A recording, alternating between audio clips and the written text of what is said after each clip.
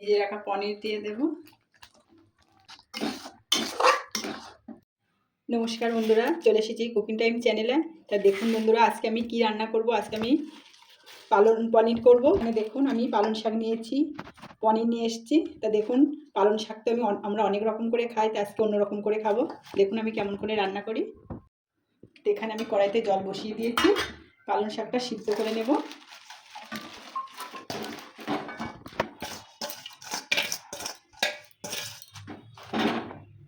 এই রেসিপিটা আশা করি সবারই ভালো লাগবে।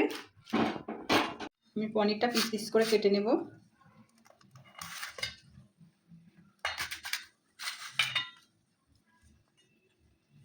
আমি একটু বড় বড় সাইজই করব।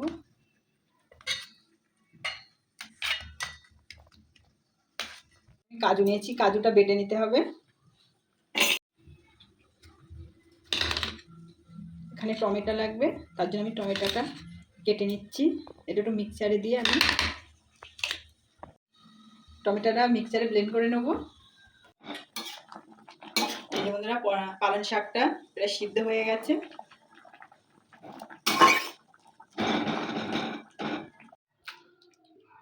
পালং শাকটা একটু ঠান্ডা করে নিতে হবে, নাহলে মিক্সারে দেওয়া যাবে না। বন্ধুরা, পালং শাকটা ঠান্ডা হয়ে গেছে, এবার আমি মিক্সারে দিয়ে ব্লেন্ডার করে নেব।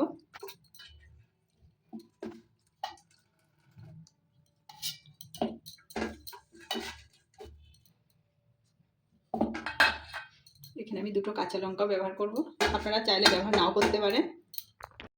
4-5টা রসুনের কোয়া দিয়ে দেবো। কড়াইটা পরিষ্কার করে নিয়েছি, পনিরটা ভাজার জন্য সাদা তেল দিয়ে দেবো।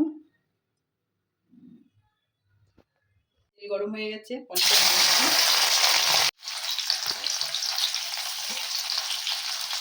একটু লাল লাল করে ভেজে নিতে হবে। ভাজা হয়ে গেছে, তুলে নেব।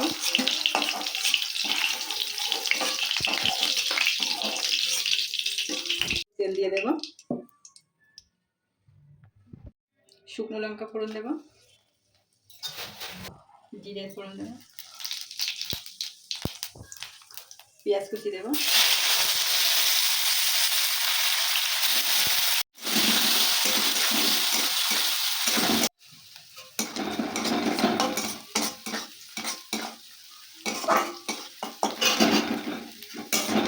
বন্ধুরা, পেঁয়াজটা একটু লাল লাল করে ভেজে নিয়েছি। এবার আমি এতে জিরের গুঁড়ো দিয়ে দেবো, ধনিয়ার গুঁড়ো দেবো, শাহি গরম মশলা দিয়ে দেবো, স্বাদ মতো লবণ দেবো।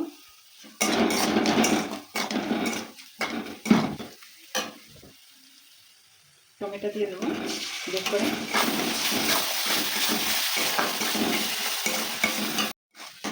এরপরে পালং শাক দিয়ে দেবো।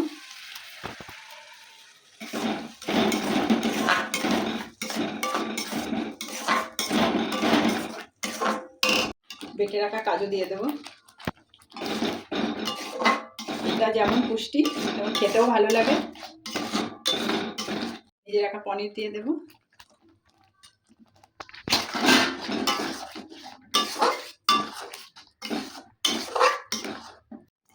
এই যে বন্ধুরা, পালং পনিরটা হয়ে গেছে, এবার ঢেলে নেব।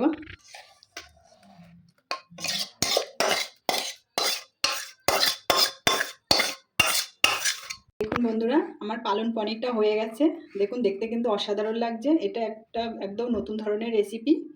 তা আপনারা চাইলে বাড়িতে খুব অল্প সময়ে খুব অল্প খরচে বানিয়ে খেতে পারেন। আপনারা পরোটা, রুমাল রুটির সঙ্গে খেতে পারেন, খেতে কিন্তু দারুণ লাগে।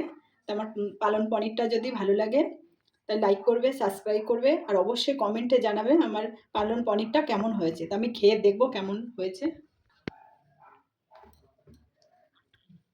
সত্যি বন্ধুরা, অসাধারণ হয়েছে খেতে।